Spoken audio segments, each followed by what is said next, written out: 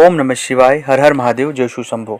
हमारे घर में, आसपास, रिश्तेदारी में, कहीं भी किसी भी व्यक्ति के साथ अगर कुछ बीते वक्त से, कुछ महीनों में, कुछ सालों से लगातार उनके घर में मृत्युएं हो रही है, मौतें हो रही है, कोई ना कोई व्यक्ति इस दुनिया से उनके परिवार का जा रहा है और लगातार ये बहुत वक्त से चल रहा है, 2 साल से, 3 साल से, या एक 6 महीने के ड्यूरेशन में।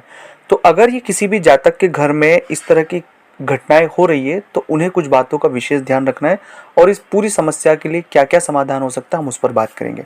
सबसे पहले इसके कारणों की हम बात करें। सबसे पहला कारण होता है कि अगर किसी भी जातक के घर में इस तरह की चीज़ें बार बार हो रही है तो सबसे पहला है वास्तु दोष। वास्तु दोष के कारण बहुत सारी चीज़ें, एक नकारात्मक ऊर्जा क्रिएट होती है। वो नकारात्मक ऊर्जा बार बार चीज़ों को खराब करती है। ऐसी सिचुएशन जीवन में आ जाती है कि व्यक्ति या तो स्वास्थ्य हानि हो जाएगी, या पारिवारिक कलह हो जाएगा, या वो आर्थिक रूप से कोई तंगी में आ जाएंगे, या कई बार तो वो ऐसे गुमराह हो जाएंगे कि जो झूठ होता है जिसको वो सच मानकर अपने जीवन को जीते हैं और समझते हैं और वो कोई गलत स्टेप उठा लेते हैं।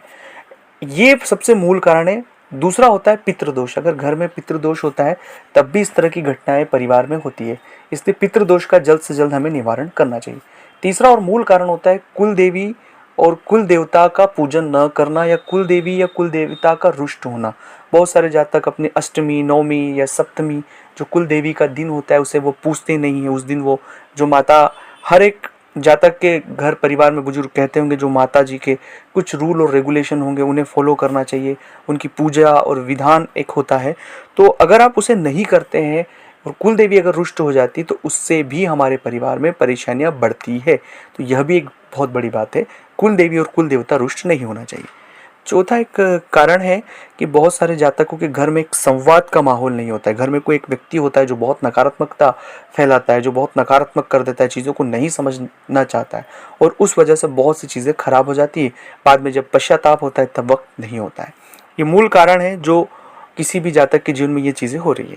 अब हम बात करते हैं कि निवारण हमें क्या करना चाहिए जिससे चीज़ें बहुत बेहतर हो। सबसे पहले घर का वास्तु हमें सही करना है, और दूसरा मूल कारण है कि हमारे घर में हमें नियमित स्वयं जो भी है उन्हें बजरंग बाण का नियमित पाठ करना चाहिए। बजरंग बाण का पाठ करना है, और गीता के 11वें और 7वें अध्याय का पाठ तो नियमित रूप से हमें करना ही चाहिए।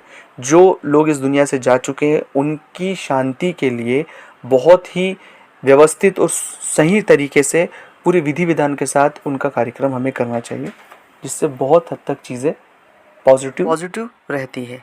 इसके अलावा दोस्तों, अगर इस तरह की परेशानी आपके घर में है तो स्क्रीन पर हमारा नंबर आप चल रहा है, आप व्हाट्सएप पर अपॉइंटमेंट लेकर हमसे बात करें।